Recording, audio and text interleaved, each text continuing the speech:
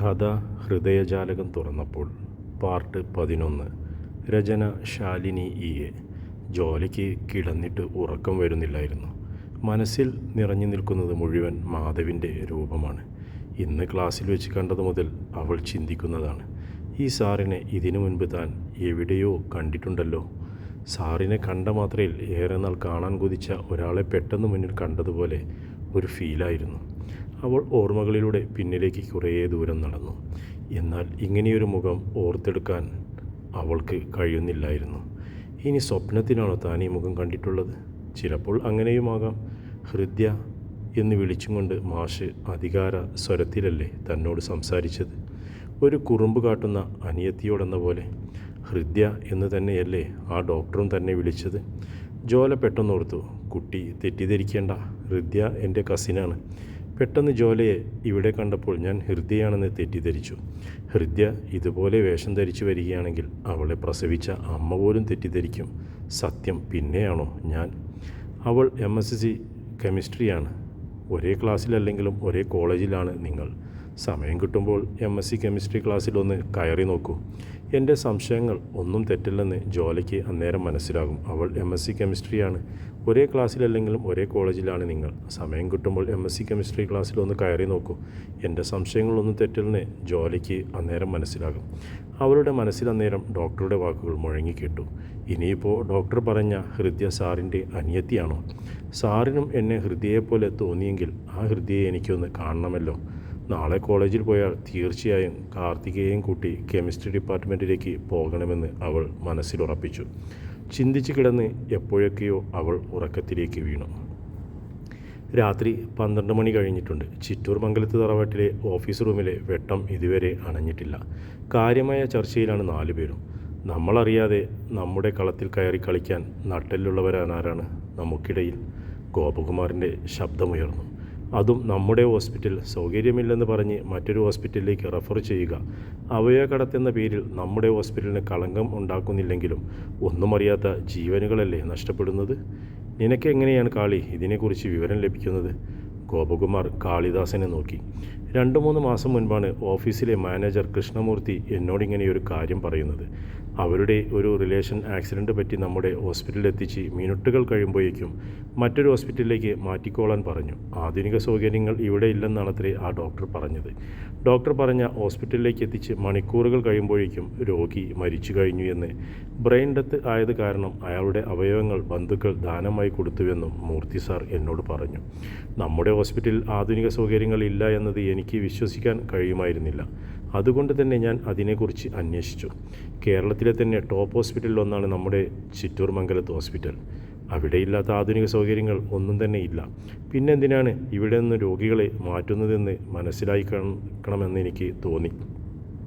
അതിനുവേണ്ടി രഹസ്യമായി ഞാൻ 5 പേർ അടങ്ങുന്ന ഒരു ടീമിനെ നിയമിച്ചു. അവിടെ അങ്ങനെ ഒരു ടീം പ്രവർത്തിക്കുന്നതിനെക്കുറിച്ച് ചെറിയച്ഛന് പോലും അറിയില്ലായിരുന്നു. ആ സമയം മുരളീനാഥും ചിന്തിച്ചത് അതുതന്നെയായിരുന്നു. തൻ്റെ ശ്രദ്ധ ചെല്ലാത്ത ഒരിടം പോലും ഹോസ്പിറ്റലില്ല. അങ്ങനെയുള്ള സമയത്ത് ഒരു രഹസ്യ ടീം അവിടെ പ്രവർത്തിക്കുകയെന്ന് പറഞ്ഞാൽ അങ്ങനെയൊരു സംശയത്തോടെ അയാൾ കാളിദാസിനെ നോക്കി. ആ നോട്ടത്തിൻ്റെ അർത്ഥം മനസ്സിലാക്കിയിട്ടൊന്നാനും അവൻ്റെ ചുണ്ടിൽ ഒരു പുഞ്ചിരി വിരിഞ്ഞു. ഇത്രയും വലിയ തിരിമറി ഹോസ്പിറ്റൽ നടക്കുന്നത് പോലും ചെറിയച്ഛൻ അറിഞ്ഞിട്ടില്ല. പിന്നെയാണ് വെറും 5-അംഗ സമിതി. 1 മാസത്തിനുള്ളിൽ അവർ ആദ്യഘട്ടം പൂർത്തിയാക്കിയതിനെ തുടർന്ന് കുറച്ചു പേരുടെ ലിസ്റ്റ് അവർ തന്നിട്ടുണ്ട്. ഇനി അവരുടെ ഫോൺ സന്ദേശങ്ങൾ ഹാക്ക് ചെയ്യണം. കഴിഞ്ഞ 3 വർഷങ്ങൾക്കിടയ്ക്ക് അവർ ആരൊക്കെയൊക്കെ കോൺടാക്ട് ചെയ്തിട്ടുണ്ടോ അവരുടെ എല്ലാം ലിസ്റ്റ് തപ്പിയെടുക്കണം.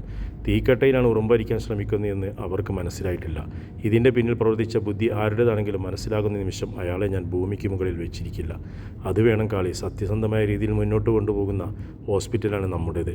അതിൽ നിന്നും ലാഭം കൊയ്തെടുത്ത് നമ്മുടെ നിലവറ നിറക്കാനല്ല ആ തരത്തിലൊരു ഹോസ്പിറ്റൽ നമ്മുടെ പടുത്തുയർത്തിയത്. ആതുര സേവനം തന്നെയാണ് നമ്മൾ മുന്നിട്ട് നിർത്തിയ ലക്ഷ്യം. അതിൻ്റെ കടയ്ക്കിൽ കോടാലി വയ്ക്കുന്നവൻ ആരായാലും ഈ ഗോപകുമാറിൻ്റെ കോടതിയിൽ മാപ്പില്ല. അതേ മോനെ, അത് തന്നെയാണ് ചെറിയച്ഛൻ്റെയും അഭിപ്രായം.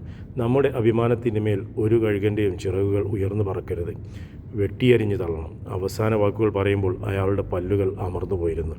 ഇനി അച്ഛൻ പറയൂ, എന്താണ് അവിടുത്തെ ഓഫീസിലെ വിശേഷങ്ങളെല്ലാം പറഞ്ഞു കഴിഞ്ഞ പുലർച്ചെ 3 മണിക്കാണ് എല്ലാവരും കിടക്കാനായി പോയത്. ഇന്ന് ഉറങ്ങാൻ നേരമില്ല ബാലു. പുലർച്ചെ 5 മണിക്കെങ്കിലും ഇറങ്ങിയാലേ മീറ്റിംഗ് സമയത്ത് കോഴിക്കോടെത്താൻ കഴിയും. അതും പറഞ്ഞ് റൂമിലേക്ക് പോകുന്നവനെ തെല്ലൊരു സങ്കടത്തോടെ നോക്കി നിന്നു ബാലു. ഉറക്കമെന്ന് പറഞ്ഞാൽ ഭയങ്കര ഇഷ്ടമുള്ള കാര്യമാണ് ബാലുവിന്. അത് നഷ്ടപ്പെടുക എന്ന് പറഞ്ഞാൽ വളരെയധികം സങ്കടവും. അവൻ കയ്യിലെ ടൈം ബാൻഡിൽ സമയം നോക്കി. 3 മണി കഴിഞ്ഞ് 5 മിനിറ്റ്. 5 മണിക്ക് ഇറങ്ങണമെങ്കിൽ തന്നെ 4 മണിക്ക് എഴുന്നേൽക്കണം. 1 മണിക്കൂർ പോലും തികച്ചു കിട്ടില്ല ഉറങ്ങാൻ. ഈ രാത്രി ഉറങ്ങേണ്ടതില്ലെന്ന് തന്നെ ബാലു തീരുമാനിച്ചു. വായനാശീലമുള്ള ബാലുവിൻ്റെ റൂമിൽ ചെറിയൊരു ലൈബ്രറി ഉണ്ട്. അതിൽ നിന്നൊരു പുസ്തകമെടുത്ത് സമയം കളയാൻ തന്നെ അവൻ മനസ്സിലുറപ്പിച്ചു. 1 മണിക്കൂർ വായിച്ചതിന് ശേഷം പുസ്തകം മടക്കി വെച്ച് വാഷ്റൂമിൽ കയറി കുളിച്ച് ഇറങ്ങുമ്പോൾ സമയം 4:30. കറുപ്പ് ജീൻസും വെള്ള ഫുൾ സ്ലീവ് ഷർട്ടും കറുപ്പ് ഓവർകോട്ടും ഇട്ടുകൊണ്ട് ബാലു റെഡിയായി മുറിക്ക് പുറത്തിറങ്ങുമ്പോൾ അതേ ഡ്രസ്സോട് കൂടി തന്നെ കാളിദാസും മുറിക്ക് പുറത്തേക്ക് ഇറങ്ങി. താഴെ ഇറങ്ങുമ്പോൾ ശാരദ കട്ടൻ ചായയുമായി കാത്തു നിൽക്കുന്നുണ്ടായിരുന്നു. കാളിദാസ് കയ്യിലുള്ള കീ അവരെ ഏൽപ്പിച്ച് മാധവ് എഴുന്നേൽക്കുമ്പോൾ ഈ കീ അവന് കൊടുക്കണം. കൃഷ്ണേട്ടനോട് ഞാൻ എല്ലാം പറഞ്ഞിട്ടുണ്ട്. പോകുമ്പോൾ അദ്ദേഹത്തെയും കൂട്ടി പോകാൻ പറയൂ. ഇന്നൊരു അർജൻറ്റ് മീറ്റിംഗ് ഉള്ളതുകൊണ്ടാണ്. അല്ലെങ്കിൽ അവനെ ആ വീട്ടിൽ കൊണ്ടാക്കിയ ശേഷമേ ഞാൻ ഓഫീസിൽ പോകൂ. മക്കൾ പടിയിറങ്ങി പോകുന്നത് നോക്കി ശാരദ ആളിൽ തന്നെ നിന്നു. 6 മണിക്ക് മുൻപ് മാധവ് എഴുന്നേറ്റ് കുളി കഴിഞ്ഞ് താഴേക്കിറങ്ങി വന്നവൻ ഹൃദയം വിളിച്ചു ഉയർത്തി. ഒറ്റ രാത്രി കൊണ്ട് തന്നെ ഹൃദയം കാളിന്തിയും നന്നായി അടുത്തു കഴിഞ്ഞിരുന്നു. അതുകൊണ്ട് തന്നെ ഹൃദയ പോവുകയാണെന്ന് പറഞ്ഞപ്പോൾ അവൾക്ക് നന്നായി വിഷമം തോന്നി. മോനെ, എൻ്റെ ഒരു വാക്കുമൂലം ഒരാളുടെ മനസ്സ് വിഷമിപ്പിക്കുക എന്ന് പറഞ്ഞാൽ സോറി, ഇന്നലെ അറിയാതെ, ഇന്നും അതുതന്നെ പറയുമ്പോൾ നിൻ്റെ വിഷമം പിന്നെയും കൂടുമെന്നറിയാം. പക്ഷേ പറഞ്ഞില്ലെങ്കിൽ എൻ്റെ വിഷമം തീരുകയുമില്ല. ശാരദ അത് പറയുമ്പോൾ താൻ ഇന്നലെ പ്രവർത്തിച്ചതോർത്ത് അവൻ്റെ മനസ്സിലും സങ്കടം നിറഞ്ഞു. ആൻറ്റി, ഇന്നലെ അങ്ങനെ പെരുമാറിയതിൽ എനിക്ക് വിഷമമുണ്ട്. വല്ലാത്തൊരു അവസ്ഥയിലായിരുന്നു ഞാൻ ഇന്നലെ കടന്നുപോയത്. അതുകൊണ്ടാണ് അങ്ങനെ. സത്യത്തിൽ ഞാൻ ആൻറ്റിയോടാണ് ക്ഷമ ചോദിക്കേണ്ടത്. അവൻ്റെ സങ്കടം നിറഞ്ഞ മുഖം കണ്ടപ്പോൾ ആ മാതൃഹൃദയവും വല്ലാതെ തപിച്ചു. അതുകൊണ്ട് തന്നെ ആ വിഷയത്തെക്കുറിച്ച് അവരിനി സംസാരിക്കുന്നില്ലെന്ന് മനസ്സിൽ തീരുമാനിച്ചു. അടുത്ത ഞായറാഴ്ച എൻ്റെ ബർത്ത്ഡേയാണ്. ചേച്ചി വരുമോ? യാത്ര പറഞ്ഞിറങ്ങാൻ നേരം ഹൃദയയുടെ കൈ പിടിച്ചും കൊണ്ട് കാളിന്തി ചോദിച്ചു. ഹൃദയ ശാരദയുടെ മുഖത്തേക്ക് നോക്കി. ഇവരുടെ പിറന്നാൾ എല്ലാ കൊല്ലവും കുറച്ച് ഗ്രാൻഡായി തന്നെ ആഘോഷിക്കും. കാളിയുടെയും ബാലുവിൻ്റെയും സുഹൃത്തുക്കൾ കൂടാതെ ഗോപേട്ടൻ്റെയും മുരളിയുടെയും സേതുവിൻ്റെയും കൂട്ടുകാരും ഞങ്ങളുടെ കുറച്ച് അടുത്ത ബന്ധുക്കളും ചടങ്ങിൽ പങ്കെടുക്കും. എന്തായാലും കാളി ക്ഷണിക്കും. നിങ്ങളെ രണ്ടുപേരെയും കൂടി ഞായറാഴ്ച നേരത്തെ തന്നെ വരണം. സമ്മതം എന്നപ്പോൾ പുഞ്ചിരിച്ചും കൊണ്ട് അവർ കാറിൽ കയറി. കൃഷ്ണേട്ടൻ കയറിയ കാർ അവരുടെ കാറിന് മുൻപേ വിട്ടിരുന്നു. അന്ന് സ്കൂട്ടിയിലാണ് ജ്വാല ചിറ്റൂർ മംഗലത്ത് തറവാട്ടിലേക്ക് എത്തിയത്. കോളേജിൽ പോകേണ്ട സൗകര്യത്തിനു വേണ്ടി ജ്വാല തന്നെയാണ് കാർ പറഞ്ഞയക്കേണ്ടതില്ലെന്നും ശാരദയോട് പറഞ്ഞത്. തറവാടിന് മുന്നിലേക്ക് എത്തിയതും അവളെ കാത്തിരുന്ന പോലെ കാളിന്തി പൂമുഖത്തുണ്ടായിരുന്നു. അവൾക്കന്ന് ജ്വാലയോട് പറയാൻ ഒത്തിരി വിശേഷങ്ങളുണ്ട്. ജ്വാലയുടെയും ഹൃദയയുടെയും സാമ്യത്തെപ്പറ്റിയും ഇന്നലെ രാത്രി ഹൃദയയോടൊപ്പം കഴിഞ്ഞതിനെപ്പറ്റിയും അവൾ വാദോരാതെ പറഞ്ഞുകൊണ്ടിരുന്നു. എങ്ങനെയാ മിസ്സേ ഇങ്ങനെ ഒരുപോലെയാകുന്നത്? നിങ്ങൾ രണ്ടുപേരും ഒരുമിച്ച് നിന്നാൽ ശരിക്കും തിരിച്ചറിയാൻ പറ്റില്ല കേട്ടോ. കാളിന്തിയുടെ വാക്കുകൾക്ക് പുഞ്ചിരിയല്ലാതെ മറുപടിയൊന്നും കൊടുത്തില്ല ജ്വാല. അന്ന് കാളിന്തിയോടൊപ്പമാണ് ജ്വാല ബ്രേക്ക്ഫാസ്റ്റ് കഴിച്ചത്. ഒപ്പം സേതുലക്ഷ്മിയും ഉണ്ടായിരുന്നു. ജ്വാലയെ പിറന്നാളിന് ക്ഷണിക്കുന്നില്ലേ ഏട്ടത്തി? സേതുലക്ഷ്മി ശാരദയുടെ നേർക്ക് നോക്കി. ഉവ്വ് മോളെ, ഞായറാഴ്ചയാണ് കാളിന്തിയുടെ പിറന്നാൾ. അച്ഛനെയും അമ്മയെയും കൂട്ടി വരണം. അച്ഛൻ്റെ നമ്പർ തന്നാൽ ഞാൻ വീട്ടിലേക്ക് വിളിച്ചു പറയാം. അച്ഛനെ വിളിച്ചു പറഞ്ഞിട്ട് കാര്യമില്ല മേഡം. ഞായറാഴ്ച ഞങ്ങൾക്കൊരു കല്യാണമുണ്ട്. പോകാതിരിക്കാൻ പറ്റില്ല.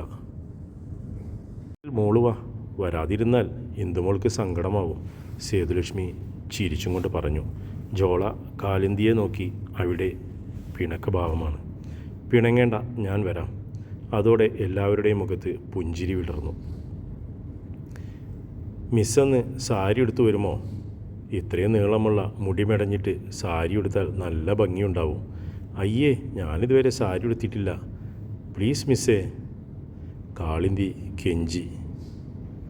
ജോലയ്ക്ക് സാരി നല്ല ഭംഗിയുണ്ടാകും. അമ്മയുടെ അടുത്തുണ്ടാവില്ലേ നല്ല സാരി? നോക്കി ഒന്നുടുക്ക്. ആദ്യമായിട്ടെടുക്കുമ്പോൾ പുതിയതെടുക്കണമെന്ന പഴമക്കാർ പറയാറ്. എൻ്റെ കയ്യിലുണ്ട് വെള്ളം തൊടാതെ സാരികൾ. അതിലൊന്ന് തരട്ടെ ഞാൻ മോൾക്ക്? ശാരദ അങ്ങനെ ചോദിച്ചപ്പോൾ അവൾ പരിഭ്രമത്തോടെ അവരുടെ മുഖത്തേക്ക് നോക്കി. അയ്യോ വേണ്ട മേഡം, എൻ്റെ കയ്യിലുണ്ട് പുതിയ സാരി. അത് പറയുമ്പോൾ കാളിദാസ് കയ്യിലേക്ക് വെച്ച് കൊടുത്ത സാരിയായിരുന്നു അവളുടെ മനസ്സിൽ. എങ്കിൽ അതെടുത്ത് കുറച്ച് മുല്ലപ്പൂവൊക്കെ വെച്ചിട്ട് വാ. ഇവിടെ ഫോട്ടോഷൂട്ടൊക്കെ ഉണ്ടാവും. ജോലക്കുട്ടിയുടെ 1-2 ഫോട്ടോസൊക്കെ എടുക്കാം. സുന്ദരിയല്ലേ, ഏതെങ്കിലും ആൺപിള്ളേർക്ക് പെണ്ണ് കാണിക്കാനായി കൊടുക്കാലോ. പുഞ്ചിരിയോടെ എല്ലാവരോടും യാത്ര പറഞ്ഞ് കോളേജിലേക്ക് പോകുമ്പോൾ ഞായറാഴ്ച എന്ത് പറഞ്ഞാണ് ആ സാരി അച്ഛനെയും അമ്മയും കാണിക്കുക എന്നാണ് അവൾ ചിന്തിച്ചത്. അവൻ്റെ പ്രവർത്തനത്തിനനുസരിച്ച് ശരിക്കും ആ സാരി തീയിട്ട് കളയേണ്ടതാണ്. അങ്ങനെ ചെയ്യാൻ മനസ്സ് വരാത്തതിൻ്റെ കാരണം 2ആണ്. വസ്ത്രം തീയിടുന്നത് പാപമാണെന്ന ചിന്ത, 2 ആ കളറിനോടുള്ള ഇഷ്ടം. എന്തായാലും ഞായറാഴ്ച അതുടുക്കണം. അതിനുവേണ്ടി അച്ഛനെയും അമ്മയെയും വിശ്വസിപ്പിക്കാൻ ഒരു കഥ കണ്ടുപിടിക്കണം. ഓരോന്നാലോചിച്ച് കോളേജിൻ്റെ ഗേറ്റ് എത്തിയത് അവൾ അറിഞ്ഞില്ല.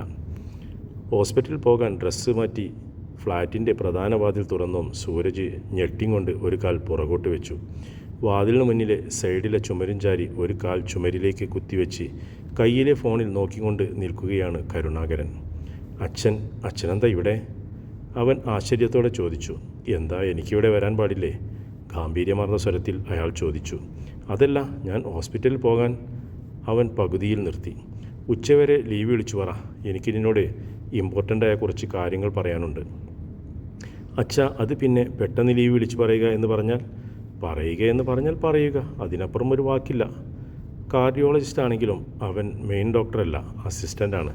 ഇന്ന് 2 സർജറി പറഞ്ഞ ദിവസമാണ്, പോകാതിരിക്കാൻ പറ്റില്ല. അച്ഛനെ ധിക്കരിക്കാനും വയ്യ. എന്തു ചെയ്യണമെന്നറിയാതെ അവൻ ആ സോഫയിൽ തളർന്നിരുന്നു. തുടർച്ചയുണ്ട് കഥയുടെ അടുത്ത ഭാഗം. അപ്പോൾ നാളെ കാണാം.